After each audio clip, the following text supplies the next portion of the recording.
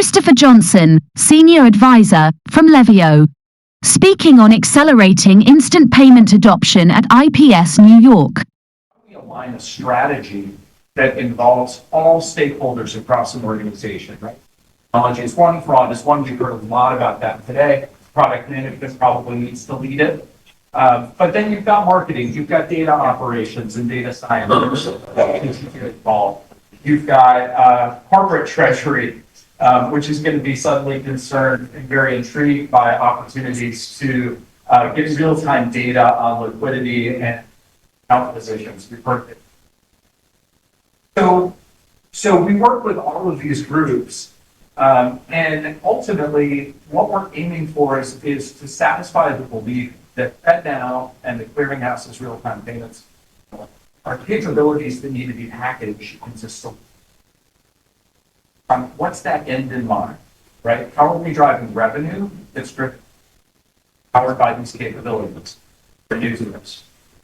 We've talked to about 30 banks in the last 12 months and done engagements with many of them. And the things learned before I get to the slides, I'll just share. One of the things that we learned is that folks still need to educate stakeholders. Everybody is busy running things, operating. Nobody necessarily has time to make it their job to innovate. If I see a couple nods in the room, you're probably the innovators who are thinking, gosh, why aren't all my colleagues coming along with me on this journey? First thing we do is we identify all the stakeholders. We make sure that everybody's level set across the organization with stakeholder education. Brainstorm use cases aligned with the bank's clients and goals. Identify opportunities, prioritize them with you, and we identify any technology gaps that may exist along. By documenting all of that, we can deliver you an implementation. It allows you to go and run with it.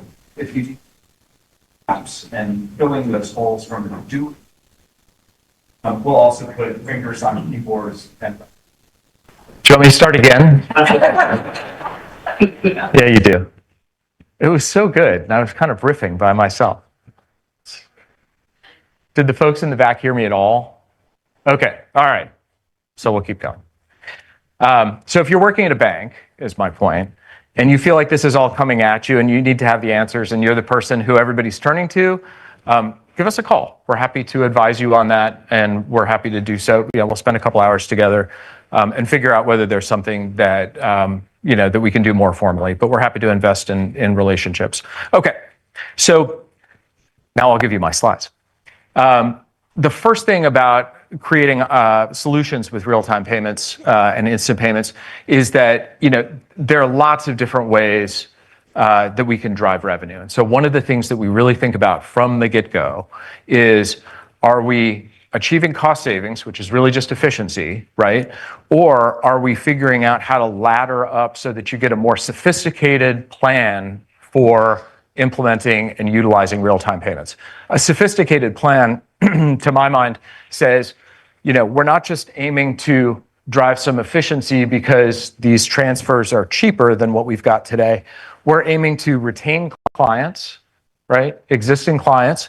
We're aiming to know those clients better because there's more data and more richness in the data set for real-time payments. We're aiming to attract new deposits because people will want to come to our bank and spend more time and deposit more money with us, ideally in non-interest-bearing accounts, but we'll figure that one out later. We do focus a bit on that. And there are also new marketing opportunities that come from real-time payments because you're differentiated, at least today. And if I heard correctly, it's going to take 2, 3, 4, 5 years, maybe 8, for us to be fully implemented with real-time payments. So you're going to have differentiation for a couple of years here if you get started now. There's incremental revenue. As you think about solutions, right?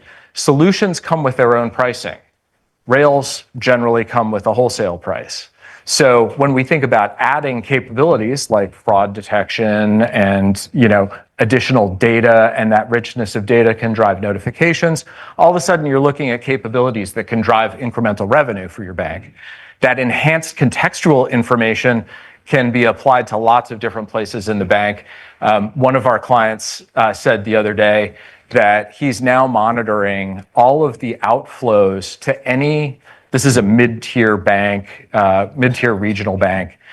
He's monitoring all the outflows to any wealth management company from his bank so that he can figure out who do I need to call to find out why they sent $500,000, what ultra high net worth or high net worth individual who is a depositor at my bank do I need to call to find out why they sent $500,000 to their Morgan Stanley account, right? So he's actually looking at the data and utilizing it to keep money within the bank and understand his customers better.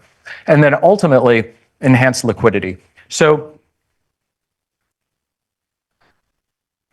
how do we do this? We've basically got like a 5-step process that we work through with our clients, and it's all here. So if you want to take a screenshot of it, or there's a QR code at the end, you can download it. You can run this play within your own organization if you wish, but often it's a lot easier to do so when you've got some folks guiding you in the process who have done it with multiple different banks and have seen how sort of the DNA of the bank can affect how it's implemented. So, and the outcomes. So first we do a payment market scan. We identify your target market segments. We really understand the bank, right? This goal here is to really understand what is the bank looking to align from an overall 3 to 5 year roadmap. We'll spend some time on your investor day presentations and things like that. The second step is really to identify the key stakeholders, document the current process, really understand, okay, what do we need to do? Internal process changes. Is there anything that needs to be taken into account there?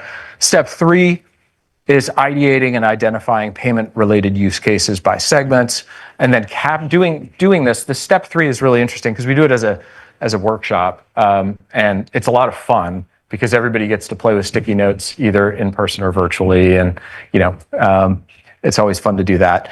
But most importantly, this is all driven by your organization, right? These use cases are ones that we can bring. I think in the last engagement we found 33 different use cases that were relevant to that bank, and then we prioritized them. Those use cases then turn into solutions, right, that align with the corporate objectives, meaning we'll do a little bit of pricing analysis. We'll sit with you and do some back of the envelope numbers and kind of figure out, hey, what's this worth to the organization? And then ultimately deliver a strategic recommendation, which, depending on your preference, is a 3-page executive summary or 850 pages of detailed action items that can come out of that. Everybody has a different preference on that. This gets us to a point, though, where we can really say to an organization, here's why instant payments is exciting, and here's why we think that this is an initiative or a set of initiatives worth working toward. We do this one send use case at a time. And I emphasize send because everybody's getting enabled and everybody's like, hey, we're receiving, it's great. One bank told us that they received thousands of dollars on the first day from primarily Robinhood account distributions, and if I recall, like Etsy or another e-commerce platform was paying out its creators, and that's like a great start, right? All you have to do is sit there and watch the money come in. But what we think is that it's much more exciting and much more interesting to do this with an aggressive posture towards send. And that aggressive posture towards send, read all of these things, I won't read them out loud, but the aggressive posture towards send is actually a terrific opportunity for each of us in our careers. And I think real time is like a particularly exciting time right now. Why? First is like you're really setting, if you're doing this, you're setting the strategy for running the bank in real time. Right? You're really thinking through, hey, what is it going to take for us to be able to manage 24/7, 365 transactions, liquidity, everything else in between? The second is you're probably dragging some folks in your organization along with you to create not just a real-time, but an automated experience. And if you sit back and think for a moment, like, who are the folks in the bank who are still working on Excel spreadsheets and still like logging into consoles a couple times a day to check in to see if the account balance is on or off?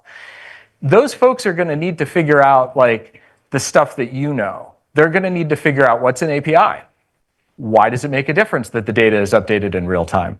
How can I use that data to get some incremental insights?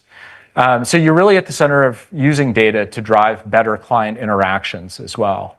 And those client interactions get really exciting, right? Because once you know that that data is hooked up, you can start to do things like greet a client when they walk into a branch.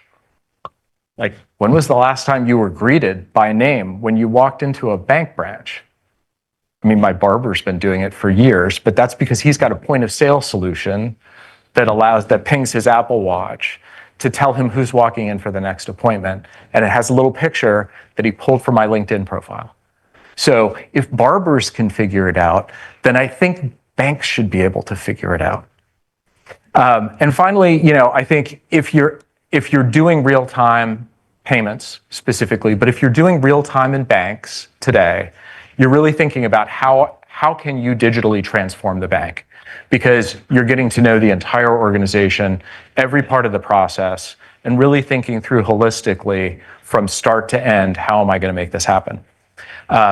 So over here in the corner, which you can't see because I pulled the podium all the way over here, is an awesome QR code. And my colleagues today, they're sitting in about the fourth row, have said that this would be a successful conversation, not if we got questions, but if several of you lifted up your phones and took a picture of the QR code in the corner. There's also one over there too, that has our real-time payments framework. And when you take a picture of that QR code, you're going to get a couple things. One is a request to accept cookies, but we won't do anything with that.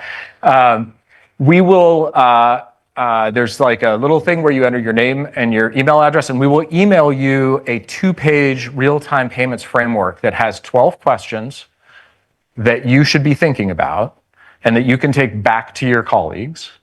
And it's got the how we answer those questions on the second side. And because it's digital, there isn't really a side per se. Just kind of like there's no side here. So Perry, we're going to talk about printing both sides of these next time. But this 2-page framework is pretty much all you need to get started thinking through how you're going to implement real-time payments in your organization if you haven't already. Lunchtime almost. I'll turn it back to Dean, but I'll take a question from you before. Only one, and only from you. The question I had is when you showed that going of all of the customers. Yeah. That all the income we got from Robinhood Mm-hmm. and that other thing, right? Did they realize how many customers they've lost and didn't even know? Ooh, that's a great question. Okay. I'm sure the answer is no. But it is amazing to me to think about what was amazing coming out of this particular engagement. The question was, when we showed the clients let me make sure I got this right. When we showed our client the amount of real-time payments they were getting, did they realize how many payments they had lost because they weren't real-time? The answer is no. I'll give you one example to Perry on that, which is yesterday. How many of us are US citizens? Okay, keep your hand raised if you filed a tax return yesterday. Or extension. Keep your hand raised if you got a refund. I did not, but good job. Unless you're in corporate treasury, in which case you did a bad job because you shouldn't have been loaning the government money for that period of time. Treasurers. Okay, so yesterday we all missed a big opportunity, which was for those who got refunds. Most of the tax preparation software programs allow you to move that refund to start an IRA account, right? And so I was doing my daughter's taxes, not yesterday, but Sunday. And I realized that I needed to open an IRA account for her. She's 20, so this is going to be like a long time, right? So I went and I opened an account and got that done. And then what did I need to do? I needed to fund the account. And guess how you fund an account on a Sunday evening? You don't. But we will. So, there's an opportunity, right? Like on a Sunday afternoon or any point yesterday, because when I called my bank, they were too busy to process a wire for me yesterday, which probably says I should have more on deposit. Bottom line, though, there's an opportunity, right? How many billions of dollars flowed yesterday that could have found their way into a retirement account specifically, right? Just that one. I mean, look, I just gave you a free use case. My time here is up. Thank you very much. Dean Nolan.